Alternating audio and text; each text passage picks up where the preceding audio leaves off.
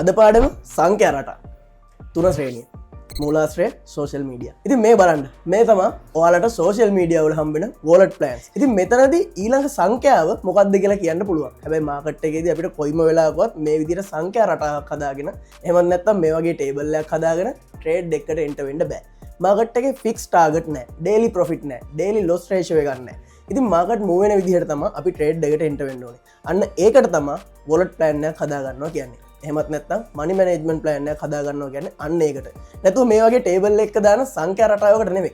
මේක ලස්සනයි. බිගිනර් කෙනෙක් නම් ඔය අනිවාර්යෙන් මේ වගේ රටාවක් හදාගෙන නැති. මේ වගේ chart එකක් හදාගෙන නැති.